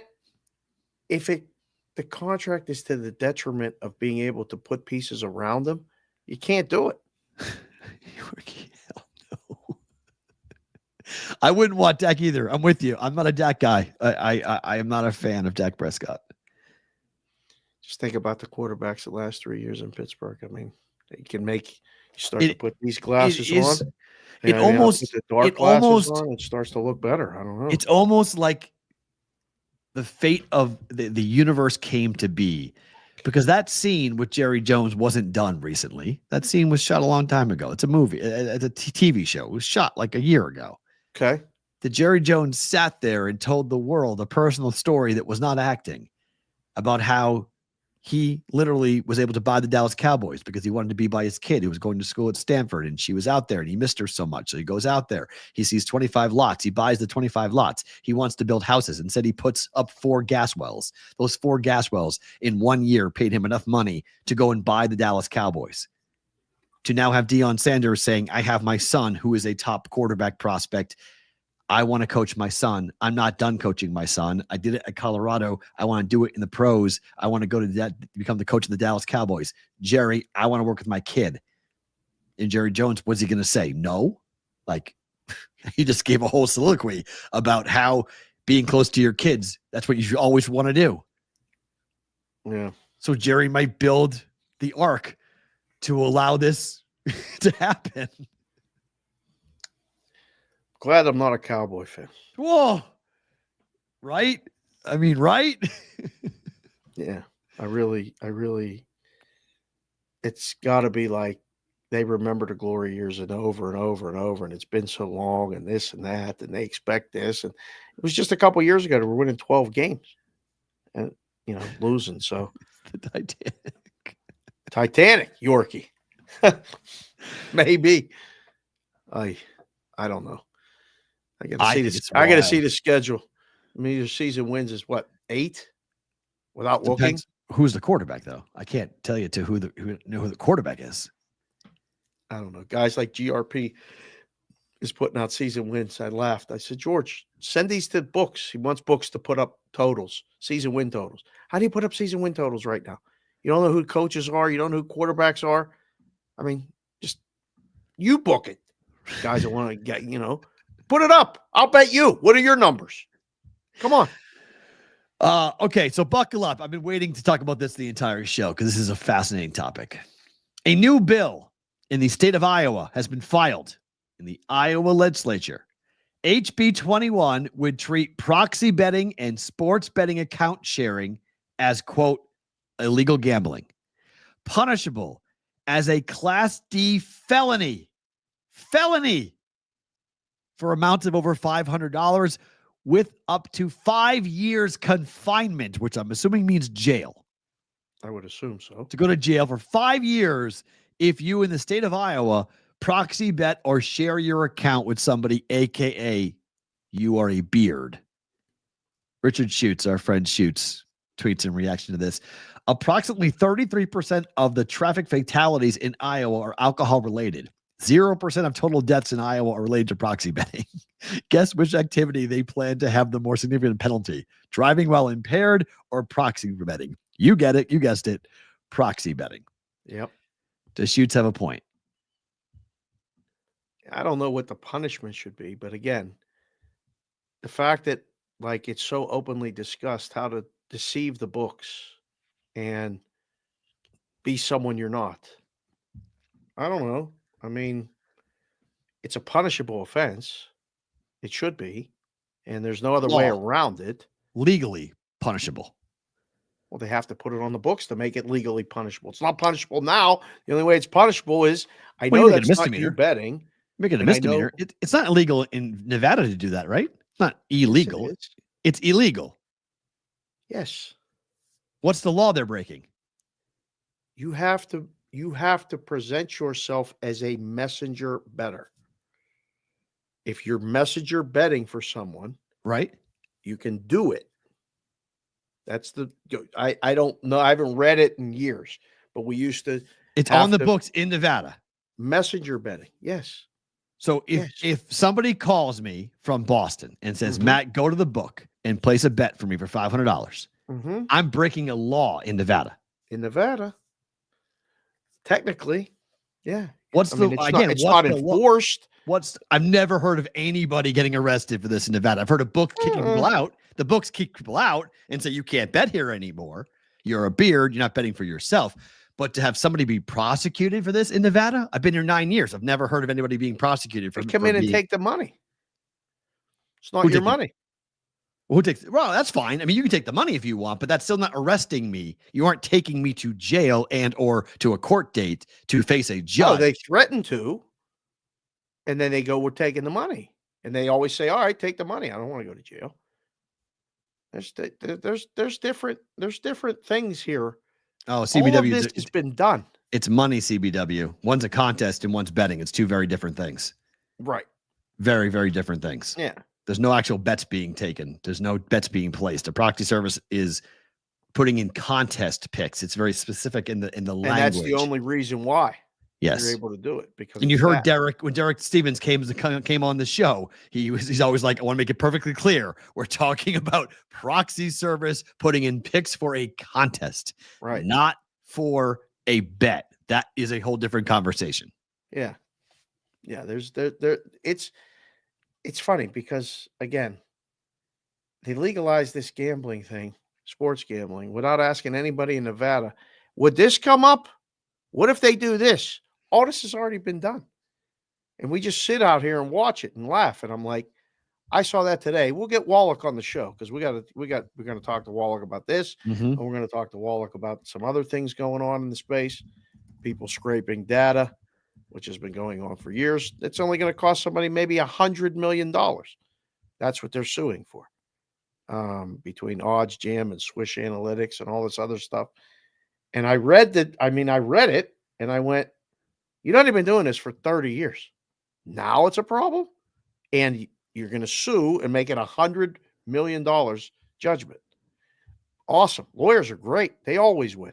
The lawyers never lose. They never lose. So this is crazy. The statute on the state books is NRS 465092 is the statute on the books. Accepting or receiving or allowing another to accept or receive wager from person physically present in the state, prohibited under certain circumstances, under penalty.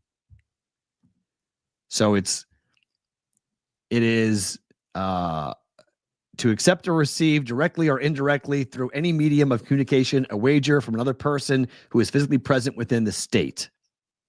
It's a misdemeanor in Nevada. This makes it a felony. Yeah. I mean, in Nevada, it's a slap on the wrist. They're trying to make it so you can't vote. You'll be a convicted felon in Iowa. Because they don't listen. They don't listen. You know, I mean, it's over the top with that, but it's the way people have built side businesses, full businesses on being beards and getting accounts, burning through accounts. Just go through the phone book, make a new account. It's easy. Oh, okay. So it's been nothing but deception. Again, the book puts up the line and takes the bets. You got to figure out ways to beat the book. How do they do it? Let's go to a state that doesn't move the line. But this is just because of the Iowa State case, right? This is all in reaction to. I think somebody there. You have to find out who's pushing for this. I mean, you know, in some of the comments under Wallach's tweet, people are saying, you know, let's just rubber stamp or air mark one of the books. This might as well be a BetMGM thing. This might as well be a DraftKings thing. This might as well be a FanDuel thing because they don't know how to manage the risk. I mean, it's very simple to figure out if you have people actually paying attention to figuring it out. You made all the wrong moves with starting with the bonuses and allowing the promos to be abused. Could have told you that was going to happen. Happened to us offshore almost 27 years ago when I was down there. Then you make it so, you know, you can open an account from anywhere. So convenient. Yeah. You just take a picture of this on your phone and boom, you have an account. You don't even need to go deposit cash. We'll do it like this, all electronically. There's reasons why Nevada does it a certain way. Everybody besmirches it. You got to walk in a casino and say who you are. With cameras, you got to deposit money. There's a reason for that. But no, it's stupid. It's this, it's that. Again, not saying that it should be a felony because a felony is a serious offense. But I understand why they're doing it because there's a lot of people misrepresenting themselves. I mean, if you go to the post office to collect the mail that's not yours, you're just picking it up for your friend, and then the mail disappears or something happens. It's mail fraud. It's a serious offense. Yeah. It is. So betting money that's not yours through your account, when they come and knock on your door and going, hey, what are you doing?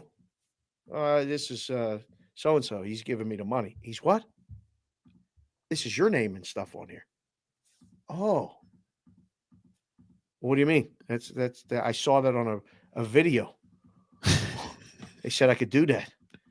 They said I could use my sister's name. That's how I got. I mean, I used the sister's name so they don't ban me. Oh, okay. I mean, there's a lot of questions behind it. Oh, I don't debate that. I mean, obviously, if we're talking about, large scale operations in which, organized crime is doing this, it's a different conversation than what happened with Iowa per se. Kids were using underage kids were gambling with their mom's account. Yeah. Like there wasn't a widespread organized crime. This wasn't like the Gambino crime family. This was Timmy, who was 18, wanted to bet, so mommy gave him the account. Is Timmy going to jail? Is Timmy getting a felony on his record for it? Like, we're pushing a little bit too far on this. We're going a little bit too overboard on this, and it's a little bit too knee-jerk reactionary, in my opinion, but that's Iowa. I feel like, look, there is a large swath of the population in Iowa that do not want gambling legalized. They don't like casino gambling being legalized in Iowa, let alone sports gambling. Late for that. They got outnumbered, but there is a vocal, powerful number of people. I lived in Des Moines. Like there's a vocal, large, powerful business people, religious leaders that do not like gambling being legalized at all in the state. And sports gambling, they lost that battle too. They first lost Prairie Meadows, which is the casino horse track. First it was the horse track. They lost that. Then they made the horse track into a casino. They lost that. Then the horse track casino became a sports book. They lost that. So there's just been like this rolling back of what they want. So this might be one of those things where they're going to start to, okay, if you do this, we're going to throw books at you for doing this stuff. It ain't going to make it easier to bet there. That's for sure. It's going to make it harder. And that's what they want. They want it hard to bet there. They want to make it difficult to bet there. They'd love to kill it. If they could kill the business, they would. Things are going to be so, like, this back end of this whole expansion so fast. Right. The pickup and cleanup from a lot of this. It's just a matter of who got the deepest pockets and who got the most lobbying power. For this to even get to be discussed is amazing to me. Well, don't you think, and this is why I find this to be so interesting. So living in Iowa and being around Nebraska and being around the Midwest, like there are so many politicians, and you've said this numerous times on this show and others, that if you don't know, it's impossible to know. You don't know what you don't know. Right. And yet they aren't talking to the people who have been in the business for a very long time. They're not coming to Nevada and saying, hey, how did you guys avoid this from happening? How did you guys prevent this? Because clearly you guys have bigger windows. You have bigger pots of money to pull from. How did you guys prevent this and get this out? How did you prevent these operators from coming into your state? And they aren't really doing that from state to state. And so the bills get written in a certain way that just seems to be a little bit clunky and wonky. And I can't figure out why somebody just isn't like raising their hand and saying like, hey, how long has gambling been around? Long time. Anyone want to go ask the question to the people who've been doing it for a long time? How did you guys stop this from happening? Because we need help here. Well, not only, you stop it from happening once, but then it's still going on. You're constantly battling and evolving. And because it's the lifeblood of this state, I think you would like to ask. And they never did. And now guys like Schutz and Spanky are getting to the politicians. They got that guy, Sean, who's the West Virginia, I forget, whip or something. Okay. Yep. Whatever they call it. And I met him and talked to him. I went to that thing in Pittsburgh where they were talking. It was all legislators, NGLS, something, gaming legislators symposium. I don't remember. But I listened and I was like, wow, there's some people that feel very strongly about it on both sides. But they're not listening to each other. And then they're definitely not listening to some guy who wears hats like me, who would tell you, look, I'll tell you the truth. This is the scam. You figure out a way to make this not happen, Otherwise, you're going to have a problem. Well, they don't want to hear it. Well, that means, well, wait, we got to do this. We got to do this. We got to do this. It's easier to just say yes. Let them in. We'll figure it out. Make the tax rate this. Let them in. It's on them. They push it away and put it on the operator, which the operator doesn't care. The operator's trying to make as much money and extract as much money from people every single day. They ain't looking to help you. They're looking to take everything you got and then some. But that creates animosity, does it not? 100%. So it's difficult to feel bad for the books that get taken by the beard organizations. 100%. So the public's not interested in helping the books figure it out. They get robbed, they get robbed. Not our problem. You're trying to rob us. Yeah, until you get, some massive money laundering operation that, we read about that was doing business in Colorado. I mean, they were able to bet both sides. There may be a sport or a competition where people are amazed at the numbers every month. Ping pong numbers, unbelievable. Still nobody questioned. Everybody wondering why is ping pong so popular in Colorado? I don't know how they to really say it like anymore. ping pong, Dave. They're really into ping pong in Colorado. Ping pong us out of here so we can finish this in bonus time. They think it's fun. If you guys are with us live, don't move. Much more to come for you guys in bonus time. If you're on the replay crew, thank you for being here. We appreciate you guys watching on Sports Grid, listening on Sirius XM. We're back tomorrow. It is a roll call Friday tomorrow. The first one of 25? Second one. We did a Wednesday, but it's the first Friday though. Oh, yeah, because we were live. We did it Wednesday. So it's our first actual roll call Friday on Friday, happening tomorrow. Bonus time starts now.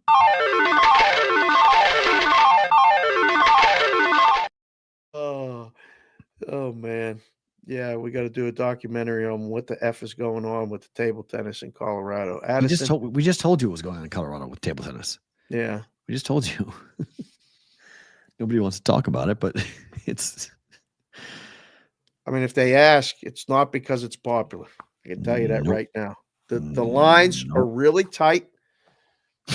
And if I bet 100 on, Igor, and P-Roll bets 100 on Boris, and I'm laying minus 108, and he's laying minus 104 or whatever it is, or it's even minus 118, and we're getting plus 107, whatever it is. Yeah. It's pretty easy, and it's pretty fast. One of us is cashing a ticket in like 15 minutes. You scale that up. We got money made. We don't need to win. It's cost of doing business. We don't get high and bet ping pong? No. I should try it. Really? We didn't say it's not fun, SoCal. We're talking about betting on it. It's the best. I love it.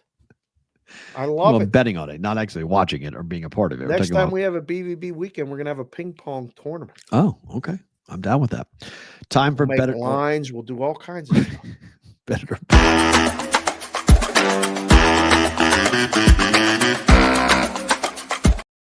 Betting on table tennis is fun. Okay. I'm going to take two shots here, Dave. Okay. I've had 7 of 9 winning days. So I'm decided to kind of like do the whole like blackjack thing and double up a little bit and try to push. Okay. Cavaliers money line tonight, plus 130. Line's 2. I didn't even look at the NBA today. Who they playing? Thunder. Where? At Oklahoma City. No Hartenstein.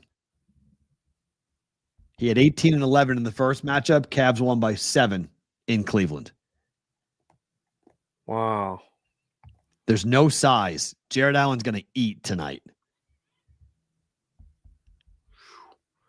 I like your side. I think this is a bet. Plus 130. Money and line. I love OKC. Forget the points. Take a money line. Yeah. Win the game.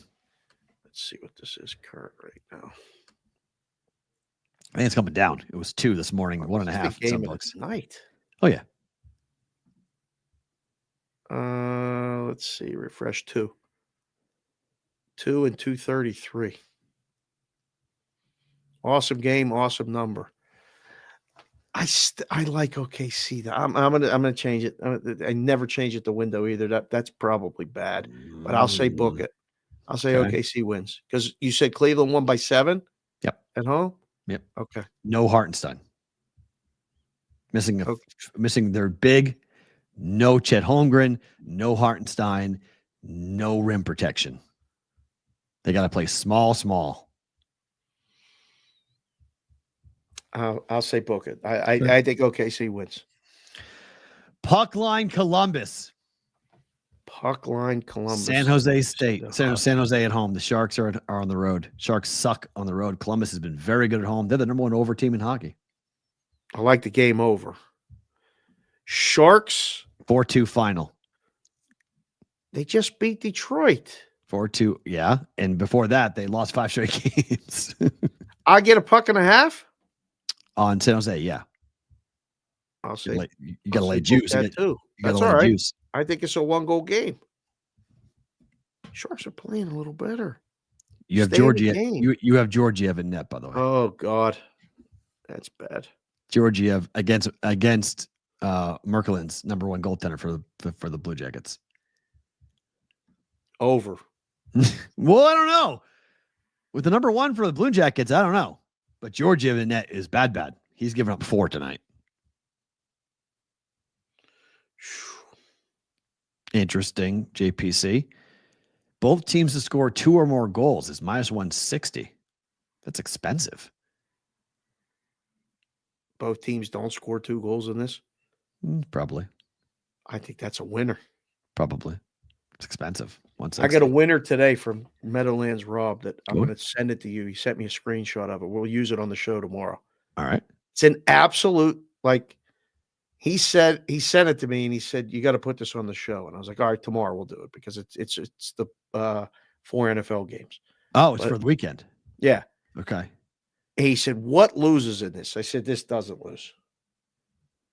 It doesn't lose. It was just one of those ones you just see. And I'm like, this would be an absolute miracle if this bet loses. So, little 4-teamer tease for tomorrow. Can't lose. All right. Interesting. One bonus game tonight. Oh. Oilers Avs. Edmonton's on a back-to-back. Wow. Connor McDavid became the second highest point accumulator in Edmonton history, just behind Wayne Gretzky. Who do you like in this one? Where's that game at? That's it. Colorado. Avalanche. We got number 1s in this? Oh. Do we have number 1s in this? Expected for Skinner. Blackwood's playing for the Avalanche? Yeah, we don't know yet. We don't know. It's Blackwood's confirmed. Skinner's unconfirmed. But Blackwood's in.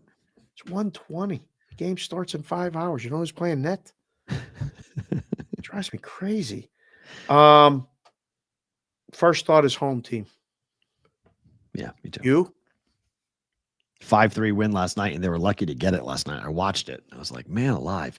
McDavid, do you see what he did in that game in the second period?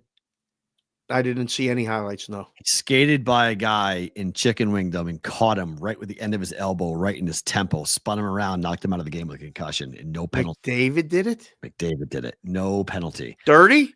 Dirty. I thought it was dirty. I looked at it dirty. Watching it back, I thought it was dirty. The guys on the desk on TNT thought it was dirty. Gretzky was like, okay. Like, even Gretzky was kind of like, he got away with one. Like, and did anybody go after him? No. Oh, see, in the old days, they would have destroyed beat him. the hell out of him. But somebody would have, or somebody on his team would have had. But they know who he is. He's McJesus. Like, you can't touch him. Like, you can't take cheap runs like that. He didn't take a cheap run. A guy was skating by, his head was down, and he just lifted the elbow up. I'm gonna have to go find this clip. And cracked him right I'm good. on the I jaw. love good physical play, but the dirty stuff. That wasn't physical. No. I wasn't. Okay. That was what? Who? Me? I didn't. What? What do you mean? I didn't do anything. Like, that wasn't me. I didn't. Oh, sorry. Knocked the guy out with a concussion. Ridiculous. I got a bonus game for you. Phoenix at Washington. Basketball. 11.5. Did you see what the Wizards did yesterday? Give me Washington. I mean, you want to talk about not interested? We called it Celtics not interested. Oh, we they called freaking that. lost. Yeah, we saw that. Yeah, it's the Raptors outright. We called it. Raptors. You said They weren't going to play. They had no interest. They had they were trailing at halftime, and care. they just got worse. They didn't care. Yeah, had absolutely no desire, worry, like none, zero. So like no interest in playing in that game. It's embarrassing, but we knew it. Would you lay it with Phoenix in Washington? No. 11.5. No. Can't. No. I would take the dog. All right. Just give me that. Sure. Favorite thing about today is what? So, we started the show off with the Uecker news. In 1992, I went out. I had a trip planned to spring training to Arizona. Never been in my life. In January, I started planning it with 9 other fraternity brothers at Penn State. I said, we're going to Arizona for spring training. Wow. 2 guys cancel, 2 more cancel.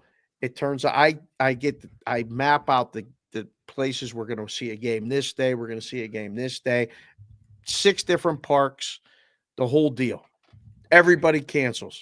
And I go myself. I said, to hell with this. I made the plans. I'm going for spring break by myself to Arizona. My dad was like, are you sure about this? Yes. My mom was like, I'll go meet him. You can go for 3 days or 4 days by yourself, whatever it was, and I'll come the back end. I've never been to Arizona either. Perfect. So I go out to Arizona, rent a car. Have never been there.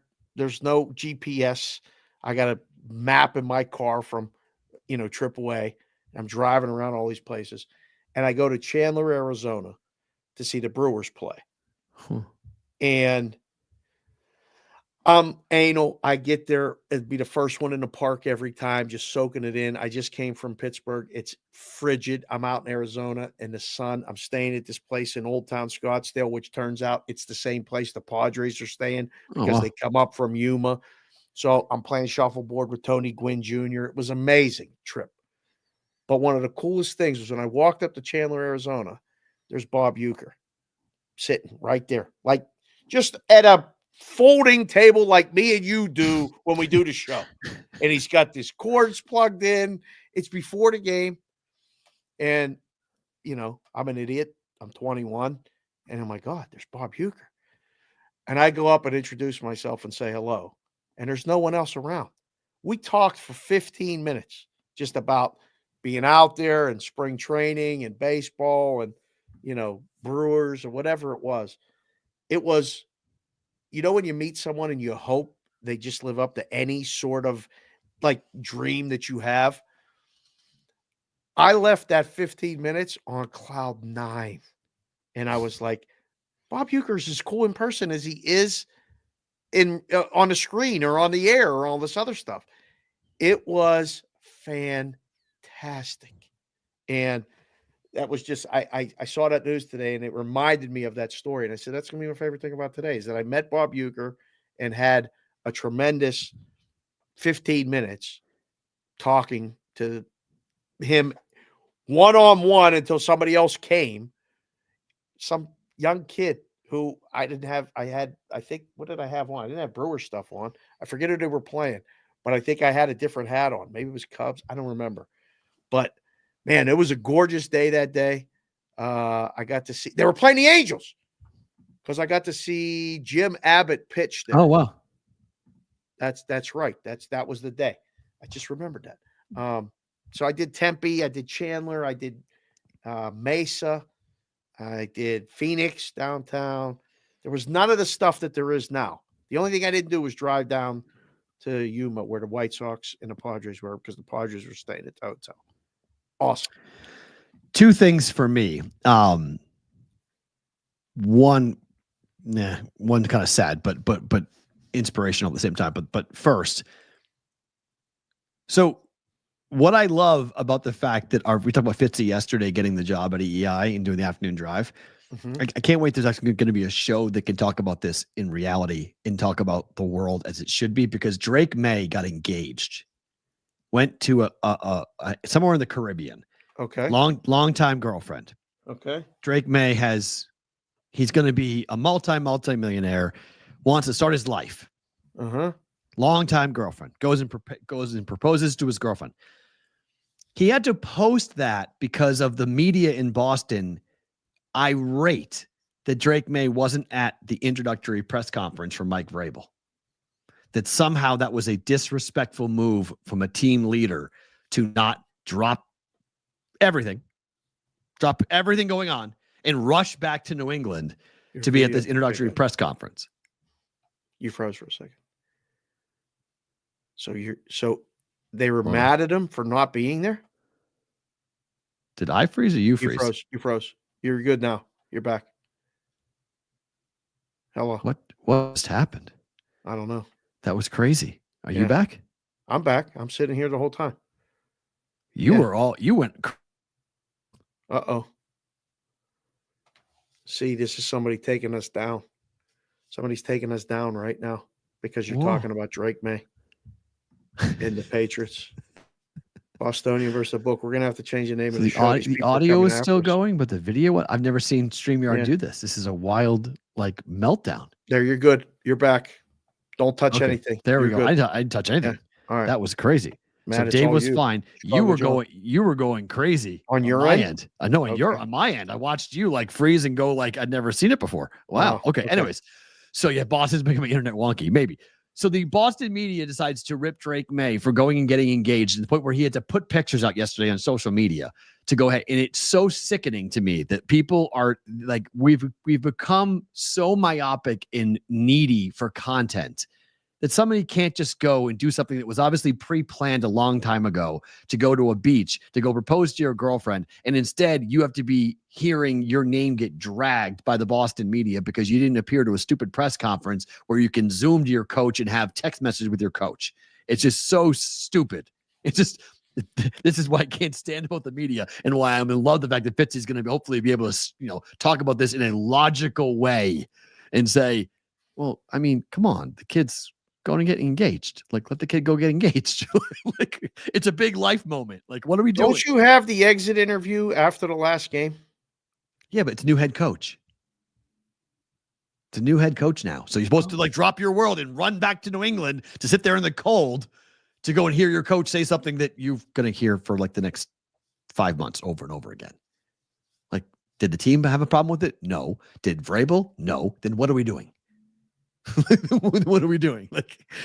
It's January in New England. It's just so, and that's exactly who said it, Deuce Daly. That's who made it a big that's the number one show in Boston, and they're the ones that dragged Drake May for an entire show for disrespect. Ridiculous. But not that this is my favorite thing about today, but I know a lot of people that were really upset on social media yesterday about this. Do you remember the name Jack Hoffman? Not particularly. Refresh my memory. Most people wouldn't. Jack Hoffman was the kid who ran the football on the Nebraska spring game in 2013. Oh, I saw this video. Oh my God. I almost started crying. So this kid was a major, major deal with Nebraska football. Rex Burkhead spearheaded this as to how they were doing it. It was his idea. Jack Hoffman met Barack Obama, won an ESPY award for the amount of money that was raised for brain cancer, for pediatric brain cancer. Yeah. He passed away yesterday from his cancer at 19 years old. 19 years old. Yeah. And so many people in 2020, he was diagnosed with a really aggressive form of brain cancer. So it was one of those things where kids and tumors and all these things that went into it, he was a freshman at Nebraska Kearney in a pre-law program, and he wanted to be a lawyer just like his dad.